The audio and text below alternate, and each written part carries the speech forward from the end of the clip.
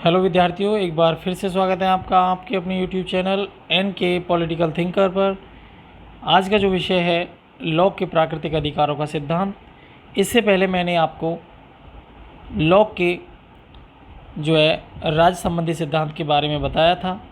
उसमें मैंने सबसे पहले आपको लॉक के मानव स्वभाव का जिक्र कराया, फिर उसके बाद उसकी प्राकृतिक अवस्था के बारे में बताया और उसके 3 जो प्राकृतिक अधिकार थे जिनको शॉर्ट में मैंने बताया, आज उसी के ऊपर वीडियो है। उसके बाद समझौते के द्वारा राज्य का निर्माण जो किया गया उसके क्या कारण रहे और उस राज्य की विशेषताएं तथा उसकी आलोचनाएं। आज जो है वो है लॉक का प्राकृतिक अधिकार। लॉक ने प्राकृतिक अधिकारों के बारे में क्या लेखनी लिखी है, क्या अपने विचार प्रकट किए हैं, उसके बारे में हम आपको यहाँ बताने का प्रयास करेंगे। दोस्तों, जैसा कि मैं आपको बता दूं, मैं अपनी वीडियोस प्लेटो से ही क्रम से बना रहा हूं।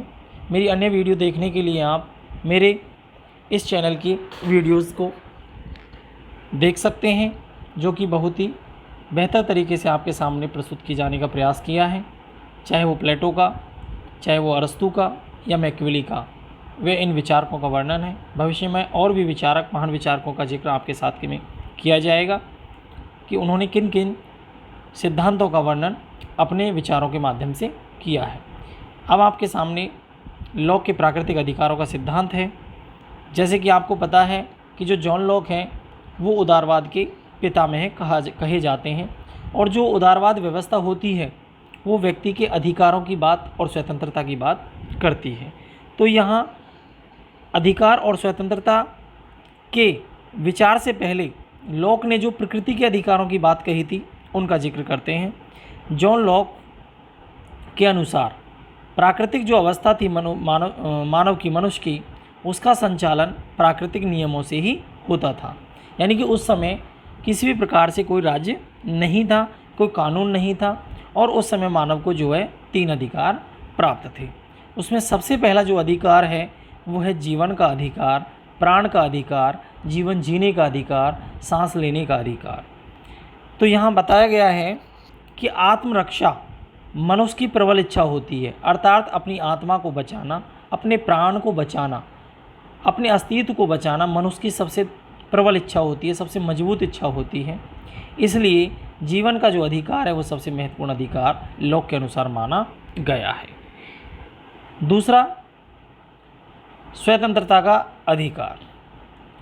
लॉक ने माना है कि मनुष्य को जीवन के प्राण और जीवन के अधिकार के साथ साथ आज़ादी भी मिलनी चाहिए, स्वतंत्रता मिलनी चाहिए। जो वो काम करे उसे करना चाहिए। नैतिक नियम या व्यवस्था के अनुसार कार्य करना ही स्वतंत्रता लॉक के अनुसार बताया गया है। लॉक ने कहा है कि जो नैतिक नियम हैं, नैतिकता से जुड़े जो नियम हैं उनके अनुसार करो और व्यवस्था सिस्टम के अनुसार कार्य करो तो समझ लीजिए स्वतंत्रता प्राप्त हो जाती है। जो स्वतंत्रता नैतिक नियमों के आधार पर भी मनुष्य को प्राकृतिक रूप से मिली हुई थी। तो लॉक के अनुसार ये दूसरा अधिकार। तीसरा अधिकार है संपत्ति का अधिकार। लॉक ने माना है कि संपत्ति किसी धन दौलत को नहीं। लॉक कहते हैं कि मेरे अनुसार संपत्ति का मतलब कोई धन दौलत नहीं है, जबकि क्या है, केवल प्राकृतिक संसाधन। जो प्रकृति ने मानव को संसाधन दिए हैं उन संसाधनों में मनुष्य अपना क्या लगा देता है, श्रम लगा देता है, मेहनत कर लेता है उनके साथ मिलकर। उनके साथ जब मिलकर वो मेहनत करता है तो उसका वो क्या बन जाता है, मालिक बन जाता है।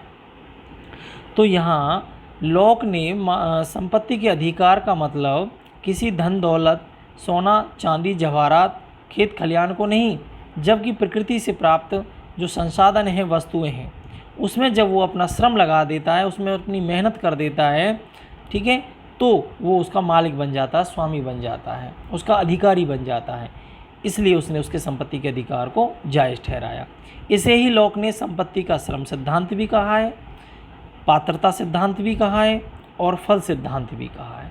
वो मैं अभी बता ही रहा था आपको कि जब मनुष्य कर्म करता है तो उसका फल उसको मिलना चाहिए। तो यह वही सिद्धांत है कि जब वो श्रम करता है तो वो क्या हो जाता है, उसका पात्र हो जाता है, उसको प्राप्त करने योग्य हो जाता है तो उसको उसका फल मिल जाता है। इसी को जो है संपत्ति का अधिकार भी कहा जाता है या इन 3 नामों से भी जाना जाता है। जॉन लॉक के अनुसार इन 3 प्राकृतिक अधिकारों का होना मनुष्य के लिए प्राकृतिक अवस्था में बहुत ही महत्वपूर्ण था। इन्हीं के द्वारा वे अपने व्यक्तित्व का विकास जो है संभव कर पाया।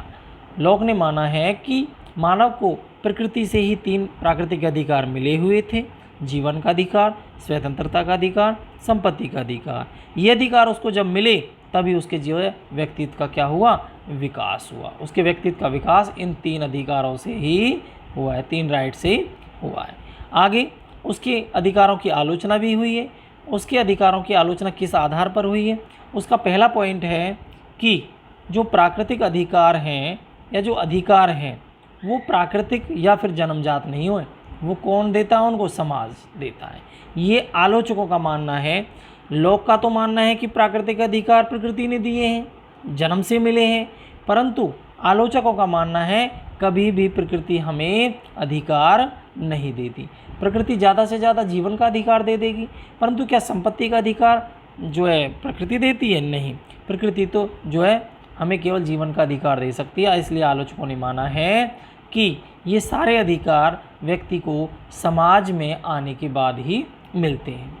आलोचकों ने कहा है कि लॉक ने जो प्राकृतिक अवस्था मानी है वो बिल्कुल कोरी है, कोरी कल्पना है, यानी कि उस पर कोई जो है तर्क नहीं किया जा सकता, वो कोरी कल्पना है। उसके बाद प्राकृतिक अधिकारों का उद्देश्य केवल क्या था? संपत्ति की रक्षा करना, और कोई उद्देश्य नहीं था। इसलिए आलोचकों ने लॉक के प्राकृतिक अधिकारों की बुराई की है, आलोचना की, और साथ ही कहा है कि लॉक ने जो विचार दिए हैं प्राकृतिक अधिकारों से संबंधित वो विचार अस्पष्ट है, उनमें कोई स्पष्टता नहीं झलकती। इस आधार पर लॉक के प्राकृतिक अधिकारों की आलोचना हुई है। तो ये छोटी सी वीडियो के माध्यम से मैंने आपको लॉक के प्राकृतिक अधिकारों के बारे में बताया। जैसे कि आपको पता है कि लॉक ने 3 अधिकारों का जिक्र किया था, परंतु आलोचकों ने उन अधिकारों की आलोचना की है। अगली वीडियो में हम आपके सामने जॉन लॉक का उदारवादी सिद्धांत लेकर प्रस्तुत होंगे। तब तक के लिए आप चैनल से जुड़े रहें और चैनल को अपने दोस्तों के साथ साझा करते रहें। आपका दिन शुभ हो। Thank you.